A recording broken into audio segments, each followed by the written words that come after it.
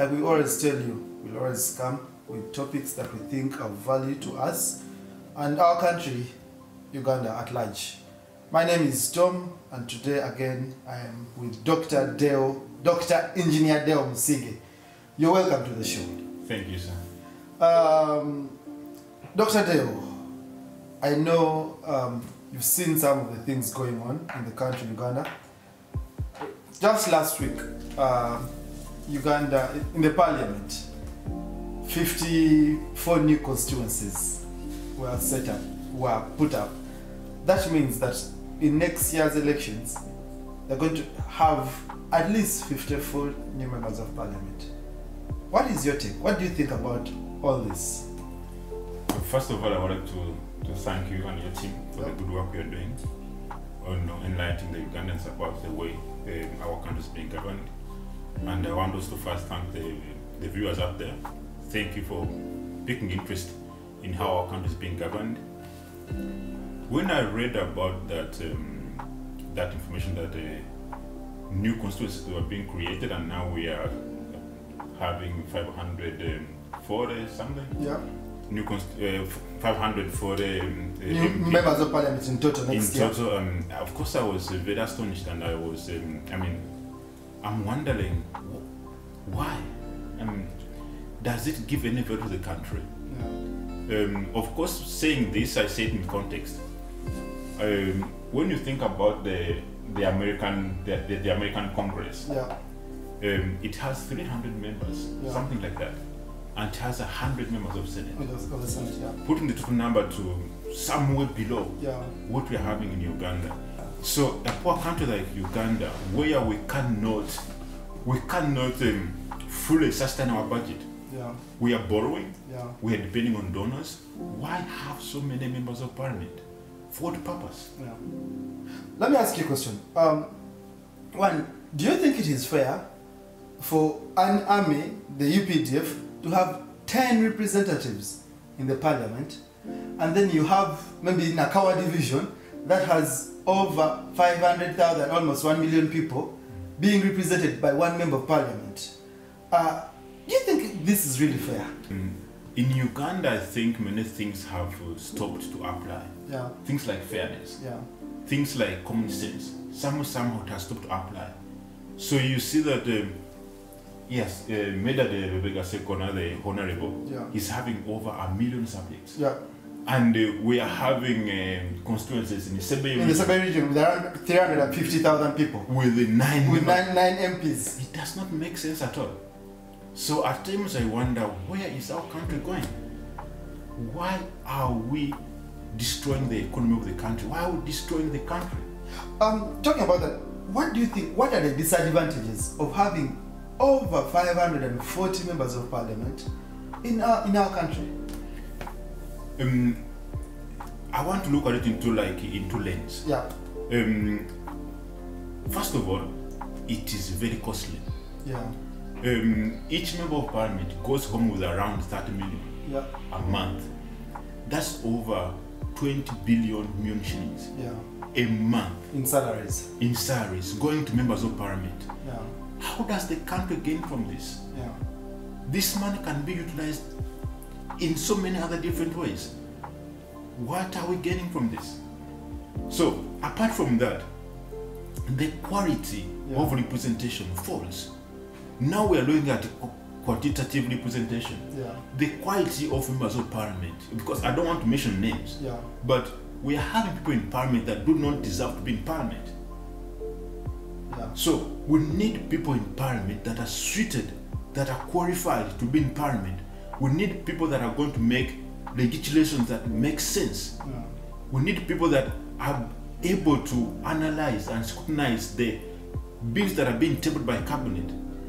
You remember last year, there was an issue with there was a proposal about the Silubao hospital, where government borrowed $300 million, something of that sort, to build a hospital. And it was passed by the parliament. And it was passed by the parliament. That's a pity. That's a pity. Of course, you can see it during the changing of the constitution. Yeah. It's a pity that we are going onto that lane. Yeah, because also talking about that, I remember in the 4th and the 5th parliament, the Norbert Ma was they were not very many, but they had quality members of parliament. Exactly. They passed quality laws that really would benefit the country. That's what I mean, that we have gone from qualitative representation to quantitative representation. Now it's just about numbers. So we need to go back to the drawing board.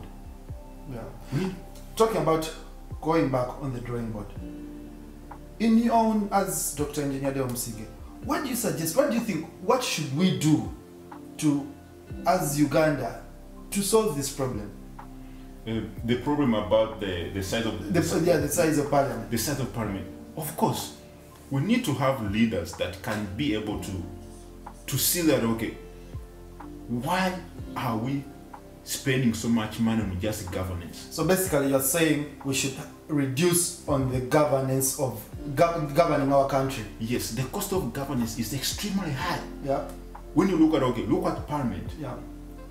500 plus members, 30 billion shillings a month. If we reduce that number to 100, I'm pretty sure that Uganda can be well represented with only 100 members of parliament. So basically, each district can have one member of parliament to represent the district. Yes, but I don't know how many districts we are having now. Yeah. But we can cut Uganda into 100 regions. Yeah. Whereby each region has a representation. Yeah. That's enough. So looking at the cost of governance, we are having RDCs in each district. Yeah. And RDC, deputy RDC, and their team. Yeah. All those costs, they are unnecessary. Why are we having so many RDCs? Yeah. So what if we got rid of the RDCs and use that money in the districts? Yeah. Use their salaries to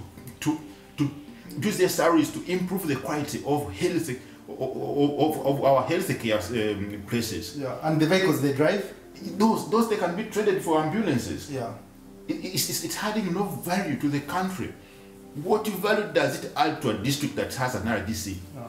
So these are things that we need to start to think about. Why is the State House having a budget in trillions? Yeah. This money can be utilized much better. Yeah. So the lives of Ugandans, they can be changed just by a stroke of a pen. If I was president today, I would cut the number of MPs to 100. Yeah. Save all that money. Fire all the RDCs and the president's advisors. Save all that money. Yeah. Cut the State House budget. Yeah. And use that money for something good. Our biggest problem is unemployment. Yeah. It's unemployment. We can work on that very easily. We are a country where everything grows. Yeah. We don't need to be importing foodstuffs. Our supermarkets should be filled with things made and produced in Uganda. Yeah. Does it make sense that somebody can go from Uganda to China and import a shirt which is cheaper than a shirt that's bought that is made in Uganda? That's made in Uganda on Ugandan cotton? Yeah. Those are the things that the government has to work on. Yeah. All that money that's being used for this in the State House, why don't we put it in commercial banks or in funds? Yeah. Where entrepreneurs can access loans? Yeah. Loans when we are having single-digit interest rates. Yeah. That's the way China grew. Yeah. Make sure that people can access capital cheaply. It's a win-win situation. If they can access capital cheaply with low interest rates, it means factories are going to be built, people are going to be employed. Yeah. And I see no reason why we are having corporate tax.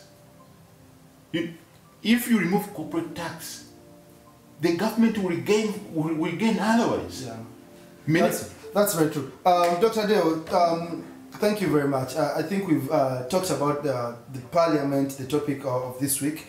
And like we said, especially now that we are going towards elections, there are very many topics that will come up. There are very many hot burning subjects that will be coming up. And then we will always come up and talk about those particular topics and those particular subjects every once in a while. I want to thank you, Dr. Deo. Thank you for enlightening. Your last word. My last word? Yes. So, you have talked about the election. Yeah. So, I think that we all have a stake in our country. Yeah. We need to make sure that we add a stone. Yeah. If each of us adds a stone to how our country is governed, Yeah. our country will be much better in not a long time from now. Yeah. So with the coming election, let us make sure that each of us makes an impact, an impact towards good governance. Yeah. So if each one of us, especially us in the diaspora, Yeah. we have a lot of influence.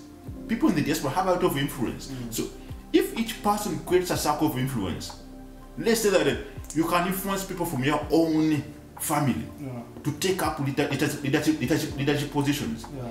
People of good morals, people of dignity. If you can influence them to get into leadership, if you can influence people at the local council, please do that. If you can influence at the constituency level, please do that. Yeah. Because that's the only way we can get towards good governance. Yeah. Thank you very much. Thank you very much, Dr. Deo, and thank you to all our viewers. Like I said, he has very many burning topics, and we'll always bring them up. Thank you, and may God bless you. Thank you very much. Thank you, sir.